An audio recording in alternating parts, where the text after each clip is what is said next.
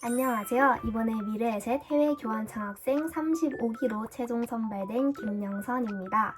오늘은 제가 미래에셋 해외 교환 장학생 35기로 선발되기 위해 서류와 면접에서 어떤 전략을 사용했는지, 그리고 최종 합격 후기와 파견 포부에 대해서 말씀드리려고 합니다. 본론에 들어가기 앞서 미래에셋 해외 교환 장학생 프로그램이 어떤 프로그램인지 많이들 궁금해하실 것 같습니다. 간단하게 말씀드리자면 미래에셋 해외 교환 장학금은 국내 최대 규모의 해외 파견 장학 프로그램이라고 말씀드릴 수 있겠습니다. 제가 선정된 이번 35기는 약 250명의 장학생이 선발되었으며 미주, 유럽 기타 850만원, 그리고 아시아 약 550만원을 지원받을 수 있게 되었습니다. 말 그대로 선발 인원도 그리고 지원 규모도 최대 규모의 해외 교환 장학금이라고 말씀드릴 수 있겠습니다. 먼저 문항 1번, 교환학생을 결심하게 된 계기와 교환학생으로 선발되기 위해 가장 집중하여 준비한 과정을 작성해 주시기 바랍니다.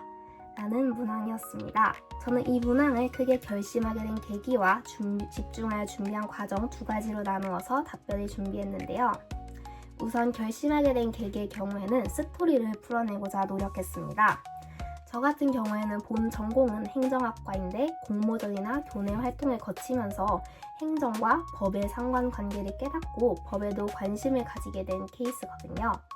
그래서 교환학생을 법학과로 지원함으로써 교환학생 기간 동안 법을 공부하면서 행정과 법의 상관관계를 좀 더 공부하고자 교환학생을 결심하게 되었다. 이런 식으로 스토리를 풀어나갔습니다. 또한 준비한 과정의 경우 크게 두 가지로 나눠서 답변을 했습니다.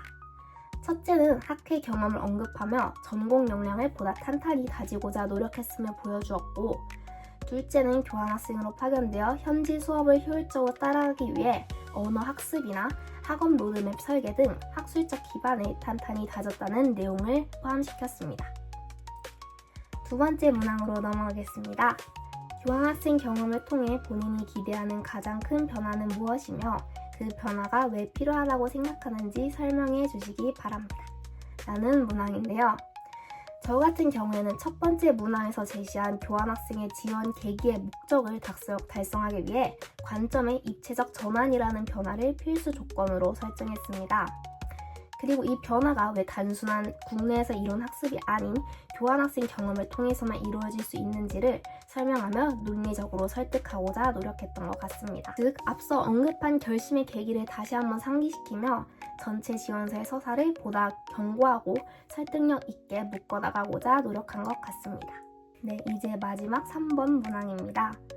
교환학생 파견 이후 해당 경험을 바탕으로 한 본인의 학업 계획을 구체적으로 작성해 주시기 바랍니다. 라는 문항이었습니다. 저 같은 경우에는 교환학생에서의 경험을 바탕으로 발전시키는 학업도 물론 중요하지만 나아가는 것에 그치지 않고 그간의 학업을 돌아보는 것 또한 중요하다고 생각했는데요. 저는 이런 내용을 해당 문항에도 담아내고자 노력했습니다. 그래서 학회 활동이나 전공 학습을 통해 교환학생 경험에서 함양한 입체적인 시각을 활용할 것이라고 언급했고, 교환학생 전에 진행했던 프로젝트나 공모전을 다시 한번 돌아보면서 보완시킬 예정임을 언급하고 설득하고자 노력했던 것 같습니다. 이렇게 지원서를 열심히 작성하고 기다리다 보니 이렇게 면접 대상자라는 메일이 와 있었습니다. 미래에셋 해외 교환 장학생의 경우 특이하게 AI 영상 면접으로 진행이 됩니다. 저 같은 경우에는 모의 AI 면접 연습 사이트인 듀인터에서 유료 결제를 하여서 예상 질문들을 적은 뒤에 그 예상 질문들을 랜덤으로 계속 출제되도록 설정하여서 꾸준히 연습을 하고 모니터링을 하고자 노력했습니다. 이때 시선 처리, 머리 움직임, 목소리 크기, 그리고 표정을 AI가 평가해주게 되는데요. 그래서 저는 이 과정에서 최대한 머리 움직임은 셀카를 찍을 때처럼 고정하고 시선 또한 저의 눈을 바라보고자 노력했으며 목소리도 최대한 크게 내려고 노력을 했습니다. 그리고 무엇보다 중요한 것은 계속 웃는 표정을 유지하려고 노력했습니다. 이게 답변을 하다 보면 아무래도 긴장도 했을 거고 집중을 하다 보면 입꼬리가 점점 내려가는 건 어쩔 수 없더라고요. 그래서 저는 계속 뷰인터를 연습을 하면서 입꼬리를 의식적으로 올리는 연습을 했던 것 같습니다. 완벽하게 자연스러운 웃는 표정이 나올 순 없겠지만 계속 입꼬리를 의식적으로 올리려고 노력하다 보면 그런 부분이 잘 반영이 되는 것 같으니 참고하시면 좋을 것 같습니다. 물론 저도 연습을 하면서 이런 혹평을 받기도 했습니다. 하지만 이런 혹평에 굴하지 않고 계속해서 웃는 태도와 그리고 좋은 표정 그리고 큰 목소리를 유지하고자 했고 이런 요인들이 면접에서도 잘 작용을 하여서 좋은 결과를 낼 수 있었던 것 같습니다. 그리고 생소한 면접 방식이다 보니 어디서 면접을 봐야 하는지 그리고 복장은 어떻게 입어야 하는지도 궁금하실 것 같습니다. 그런데 저는 지금 이 영상을 찍는 장소에서 그대로 면접을 봤고요. 복장도 그냥 편한 반팔 티셔츠를 입고 면접에 임했습니다. 추후에 지원하실 분들도 너무 복장이나 이런 장소에 부담감을 가지지 않으시고 그냥 학생다운 모습을 당차고 당당하게 보여주시면 될 것 같습니다. 만약 이런 집 같은 공간에서의 촬영이 조금 어렵다 싶은 분들은 주변의 후기를 보면은 스튜디오를 대관해서 진행하는 분들도 계시더라고요. 그런 부분도 한번 참고해 보시면 좋을 것 같습니다. 면접 질문들의 경우는 직접적으로 언급하기가 어렵지만 이거 하나만큼은 확실하게 말씀드릴 수 있겠습니다. 바로 돌발적이고 창의성을 요하는 질문은 나오지 않았다는 점입니다. 그래서 여러분이 교환학생 파견에 대한 계획이나 목표 그리고 계기가 확실하게 확립이 되어 있고 본인의 것으로 만들어 주셨다면 AI 면접 질문에도 확실하게 답변을 하실 수 있을 것 같습니다. 새로운 질문을 예상하고 달달 암기해서 준비하기보다는 본인이 이미 가지고 있는 재료로 자신의 지원서에 기반하여 탄탄하게 준비하고 성실하게 답변하는 것이 중요하다는 조언을 드리고 싶습니다. 마지막으로 합격 후기 및 파견 포부에 대해 말씀드리며 영상을 마무리하겠습니다. 사실 저는 지원을 할 때까지만 해도 제가 이렇게 최종 선발이 될 거라고는 전혀 예상하지 못하고 있었는데요. 그래서 이제 지원을 하실 분들도 무작정 처음부터 난 안 되겠지 라는 생각을 가지고 아무것도 하지 않으시기보다는 꼭 지원해 보시는 걸 추천드립니다.